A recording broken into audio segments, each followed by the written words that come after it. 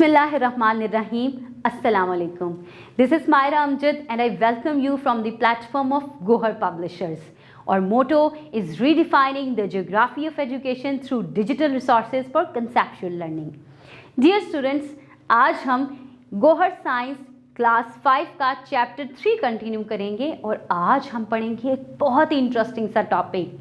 Students, आपने कभी observe किया है कि अगर आपकी मामा गंदुम लेकर आई हैं घर में और अगर वो गंदुम लेकर जा रही हैं, अपने सहन से गुजर रही हैं और थोड़ी सी गंदुम अगर नीचे गिर जाए और आप उस जगह पे दोबारा ना आए, 2 से 3 दिन तक ना आए, तो क्या होता है? उस गंदुम के सीड के साथ उसकी छोटी छोटी रूट्स निकलने लग जाती हैं, छोटी सी, बिल्कुल यूं लगता है कि वो ग्रो करने लग गया है। कभी आप ऑब्जर्व कीजिएगा और अगर ऑब्जर्व ना कर सकें तो खुद परफॉर्म करके देखें। ज़मीन के किसी भी जगह पर जहाँ पर आप 2 से 3 दिन तक गंदुम को ना छेड़ें, ना हाथ लगाएं, वहाँ पे आप गंदुम के 2-3 सीड्स रख छोड़ें और अब आप कुछ दिनों तक वहाँ से ना गुजरें, यानी कि वहाँ पर ना जाएं और फिर सडनली आप एक दिन जाकर देखें कि वहाँ पर तो सीड्स गिरे हुए थे, तो आपको क्या नज़र आएगा? उन सीड्स के अंदर से उसकी छोटी छोटी रूट्स और शूट्स निकलने लग जाएंगी, यानी कि वो ग्रो करना शुरू हो जाएगा। इस सिचुएशन को क्या कहेंगे आप? कभी आपने सोचा है कि ये किस तरह होता है, ये प्रोसेस क्या कहलाता है? नहीं ना? तो आज हम पढ़ेंगे जर्मिनेशन के बारे में। जी स्टूडेंट्स, इस तरह के प्रोसीजर को जर्मिनेशन कहते हैं। आज हम इसको डिटेल्स में पढ़ेंगे और अच्छे तरीके से इसको प्रॉपरली समझेंगे कि जर्मिनेशन क्या होती है। जी स्टूडेंट्स, आइए बुक के पेज नंबर 41 पर हम देखते हैं जर्मिनेशन क्या होती है। तो जर्मिनेशन के अंदर क्या होता है बच्चों? हमारा सीड जो होता है वो ऐसी जगह पर गिर जाता है जहाँ पे उसको राइट कंडीशंस मिल जाती हैं ग्रो करने के लिए। तो वो क्या करता है, जब उसको सुटेबल कंडीशंस मिलती हैं, यानी कि धूप मिलती है, रोशनी मिलती है, थोड़ा सा मॉइस्चर मिलता है, पानी भी उसके ऊपर कहीं ना कहीं से पड़ जाए, तो क्या होता है, वो वहाँ पे ग्रो करना शुरू हो जाता है। ठीक है, जिस तरह से इंसान के पास अगर कोई ऐसी जगह मिल जाए जहाँ पे उसको खाने को भी मिले और पहनने को भी मिले और रहने को भी मिले, तो वो वहीं पर सेटल होने लग जाता है ना, वहीं पे अपनी ग्रोथ स्टार्ट कर देता है, अपना करियर बनाने लग जाता है। बिल्कुल इसी तरह हमारा सीड भी यही काम करता है। जब उसको रोशनी मिलती है, हवा मिलती है, पानी मिलता है, तो वो वहीं पर ग्रोथ शुरू कर देता है और वहाँ पर ही वो सीड का एम्ब्रियो बन जाता है और आहिस्ता आहिस्ता प्लांट में कन्वर्ट हो जाता है। इस प्रोसेस को हम कहते हैं जर्मिनेशन। जी बच्चों, है ना मज़े का प्रोसेस? खुद से ही हो जाता है। अगर आपसे गलती से भी कहीं पर सीड गिर गया है और वहाँ पे उसको सारी कंडीशंस मिल रही हैं, तो वो खुद से एक पौधा बन जाएगा, आपको कुछ भी नहीं करना पड़ेगा।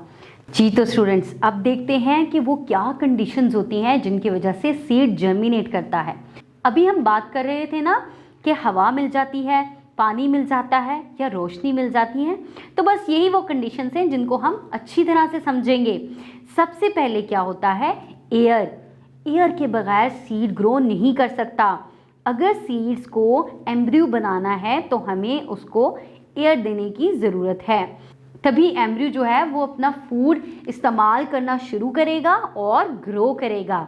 इसी तरह से पानी, वाटर, आपको पता है ना, आपके घर में जो पौधे होते हैं उनको आपके पेरेंट्स सुबह शाम पानी देते हैं, वो इसीलिए देते हैं कि पानी की बहुत ज़्यादा ज़रूरत होती है पौधों को, जिसकी वजह से वो उनके सीड कोर्स जो है वो स्प्लिट करते हैं और पानी को एब्जॉर्ब करते हैं और फिर वो माइक्रोपाइल के थ्रू अपने सीड के अंदर चला जाता है। इसी तरह वार्मथ, यानी कि रोशनी, हरारत की भी ज़रूरत होती है। पौधे को ग्रो करने के लिए हरारत की भी ज़रूरत पड़ती है। जैसे ही टेम्परेचर बढ़ता है, यानी कि 10 डिग्री से 35 डिग्री के बीच में रहता है, ये टेम्परेचर पौधों को ग्रो करने के लिए ज़रूरी है। जब टेम्परेचर 35 डिग्री तक पहुंच जाता है तब पौधा ग्रो करना शुरू हो जाता है, यानी कि 10 डिग्री से एक्सीड करता है और 35 डिग्री तक रहता है। लेकिन बहुत ज़्यादा में आपने देखा होगा कि जब गर्मी होती है तो पौधे येलो येलो होना शुरू हो जाते हैं, क्योंकि वो एक्सट्रीम कंडीशन हो जाती है ना। इसलिए अब आपने याद रखना है कि 10 सेंटीग्रेड से 35 सेंटीग्रेड तक जब टेम्परेचर होता है तब जो हमारा सीड है वो ग्रो करता है। ओके स्टूडेंट्स, अब आए एक इंटरेस्टिंग सा फैक्ट देखते हैं। A seed may remain dormant for months और even years when suitable conditions are available it may grow. Dormant का मतलब पता क्या है? इनएक्टिव। जैसे कछुआ अपने शेल के अंदर छुप जाता है ना, जब उसको इस तरह की कंडीशन नज़र नहीं आती जिसमें वो सर्वाइव कर सके, इसी तरह हमारा सीड भी इनएक्टिव रहता है, छुपा रहता है, और जब उसको कंडीशन मिलती है तो वो फटाफट से ग्रो करने लग जाता है। तो ये था हमारा जर्मिनेशन का प्रोसेस और वो कंडीशंस जो हमें रिक्वायर्ड थी जर्मिनेशन के लिए। पेज नंबर 42 पे अब देखते हैं एक एक्टिविटी जिसमें हम क्या करेंगे, जर्मिनेशन की नेसेसरी कंडीशंस के बारे में पढ़ेंगे। क्या चाहिए हमें? रूलर चाहिए, बीन सीड चाहिए, बीकर चाहिए और वाटर चाहिए। स्टूडेंट्स, ये एक्टिविटी आपने अपने क्लासरूम में परफॉर्म करनी है। आपने क्या करना है, 3 बीन्स को एक रूलर के साथ टाई कर लेना है, यानी कि आपने अपने रूलर के ऊपर 3 डिफरेंट सीड्स को बांध लेना है। उसको फिर आपने बीकर के अंदर पानी लेना है और अपने उस रूलर को उस बीकर के अंदर रख देना है। एक सीड को आपने उसके अंदर डिप कर देना है जो आपके लोअर साइड पे होगा, और मिडल वाले को आधा आपने उसके अंदर डिप करना है और आधा पानी से बाहर रहने देना है। जबकि जो सबसे ऊपर वाला होगा वो आपने डिप नहीं करना, जैसा कि फिगर में दिखा भी रहे हैं ना, आपने बिल्कुल ऐसे ही करना है। जब आप देखेंगे 1 हफ्ते के बाद वहाँ पर आप उन 3 सीड्स को ऑब्जर्व करेंगे।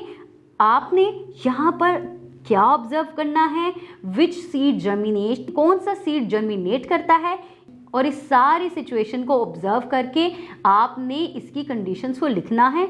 आपने बताना है कि सबसे ऊपर वाला सीड क्यों नहीं ग्रो किया और नीचे वाला क्यों ग्रो कर गया, कौन कौन सी कंडीशंस ऊपर वाले के पास मौजूद थी और कौन कौन सी नीचे वाले सीड के पास मौजूद थी जो कि पानी के अंदर डिप किया हुआ था। ओके स्टूडेंट्स, ये भी बहुत मज़े की एक्टिविटी है, आप इसको बहुत इंजॉय करेंगे। जी तो स्टूडेंट्स, ये था हमारा बहुत ही मज़ेदार जर्मिनेशन का टॉपिक। उम्मीद है आपको बहुत पसंद आया होगा। इन एक्टिविटीज़ को आपने परफॉर्म करना है, अपने इर्द गिर्द लोगों का बहुत सारा ख्याल रखना है। नेक्स्ट वीडियो में नेक्स्ट टॉपिक के साथ मिलेंगे, तब तक के लिए अल्लाह हाफिज़।